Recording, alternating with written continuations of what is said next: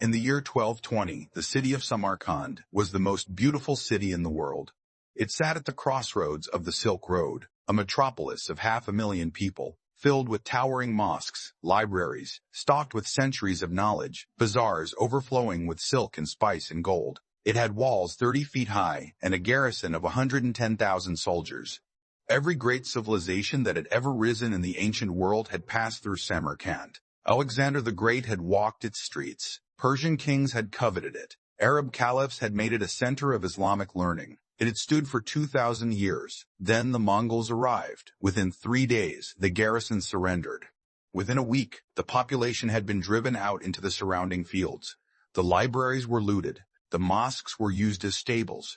The craftsmen and scholars were taken as slaves and marched east. Everyone else was killed. A city of 500,000 people was reduced to rubble and silence in less than 2 weeks. The man who ordered it had been born into a tribe so poor and so powerless that neighboring clans had kidnapped his wife on his wedding day. That man was Genghis Khan, and Samarkand was not an exception. It was just Tuesday. To understand what Genghis Khan achieved, you first need to understand what he started with.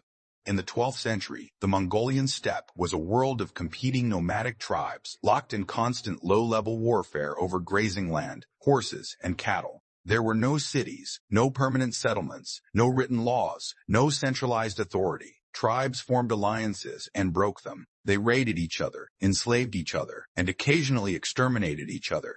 It was a world of total insecurity where a man's survival depended entirely on his immediate clan. Into this world, around 1162, a boy named Temujin was born to a minor tribal chief named Yushijay. His birth was considered an omen. He reportedly came into the world clutching a blood clot in his fist. When Temujin was 9, his father was poisoned by rival Tatars at a feast. The clan abandoned Temujin and his family immediately. They were left alone on the steppe with no animals, no allies, and no protection. For several years, Temujin and his family survived by eating roots, rats, and whatever they could find. He was later enslaved by a rival clan and wore a heavy wooden collar for months before escaping. This is the origin story of the man who would conquer half the known world. Not a prince, not a general's son, not a man born into power, a boy who had absolutely nothing and who decided that was going to change. What Temujin had, in place of wealth or status, was an extraordinary ability to read people and build loyalty. He formed an alliance with his father's old blood brother Togrul Khan of the powerful Kare tribe. He assembled a small band of followers, men who were loyal to him personally rather than to tribal tradition. And then, one by one, he began absorbing rival tribes, not always through violence, often through a system that was radical for the steppe. Temujin abolished the traditional tribal aristocracy. In his army, promotion was based entirely on merit and loyalty, not birth. A man from the lowest family could rise to command thousands if he was capable and faithful. Loot was distributed equally rather than hoarded by chiefs. Defeated enemies who submitted were incorporated into his forces rather than enslaved or killed. Those who resisted were destroyed completely. The message was simple and consistent. Join willingly and prosper. Resist and cease to exist. By 1206, Temujin had united all the Mongol and Turkic tribes of the steppe under his command. At a great assembly called the Kurultai, he was proclaimed Genghis Khan, roughly translated as universal ruler. He was approximately 44 years old. He had spent those 44 years building the most disciplined, most mobile, and most psychologically terrifying army the medieval world had ever encountered, and now he pointed it outward. The military system Genghis Khan built was unlike anything his enemies had ever faced. The Mongol army was organized in decimal units, groups of 10, 100, 1,000, and 10,000. Every unit had a clear commander. Every commander was accountable. Communication across the battlefield happened through a system of flags and signals that allowed Genghis to coordinate movements across miles of terrain in real time, something no European army could do for another 6 centuries. The Mongol cavalry could cover 80 miles in a single day. They traveled light, lived off their horses, and could sustain operations in conditions that would have stopped any other army cold. But the most powerful weapon the Mongols had was not military. It was psychological. Before attacking a city, Mongol envoys would arrive with a simple offer. Surrender now, submit to Mongol authority, and your population will be spared. Your rulers will be killed, but your people will live. Resist, and every living thing within your walls will die. This was not an empty threat. The Mongols followed through with absolute consistency. Cities that surrendered were absorbed. Cities that resisted were annihilated, completely, without exception, without mercy. Word traveled ahead of the armies. By the time Mongol forces arrived at a new city, the population already knew what had happened to those who had refused. Many surrendered without a fight. Those that did not were simply erased as an example to the next city on the march. The strategy was brutally efficient. Terror was a force multiplier that saved Mongol lives by eliminating the need for costly sieges. The scale of what Genghis Khan conquered in his lifetime is almost impossible to process. He destroyed the Jin dynasty in northern China. He crushed the Khwarezmian Empire, the dominant power of Central Asia, so completely that cities like Samarkand, Merv, and Nishapur essentially ceased to exist for generations.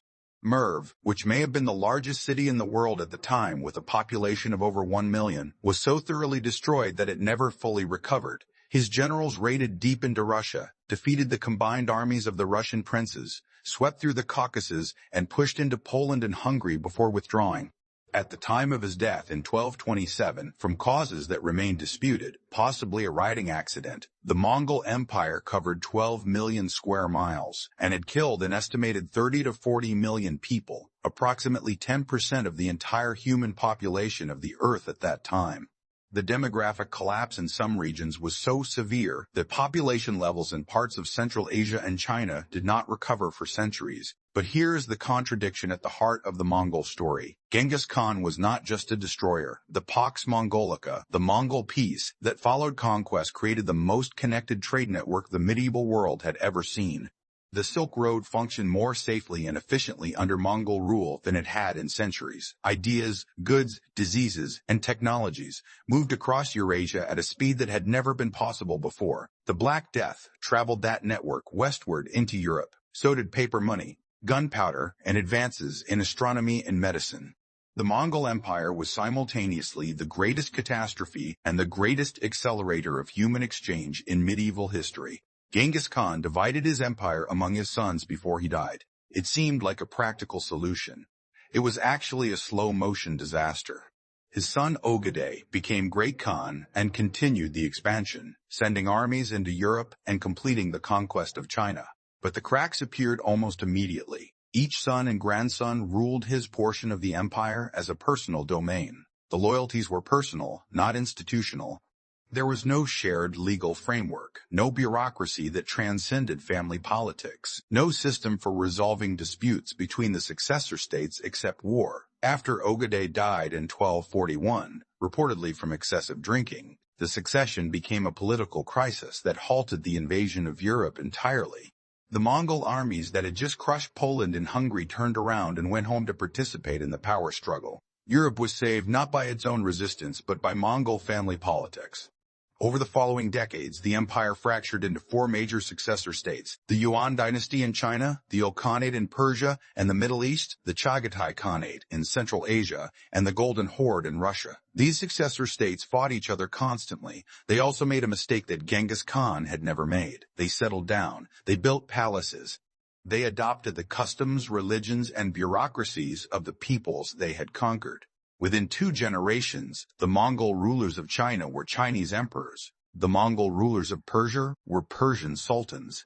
The thing that had made the Mongols impossible to defeat, their mobility, their simplicity, their refusal to become attached to any fixed place, dissolved the moment they stopped moving. The last significant Mongol successor state, the Golden Horde in Russia, collapsed in the late 15th century. The Yuan dynasty in China was overthrown by the Ming in 1368.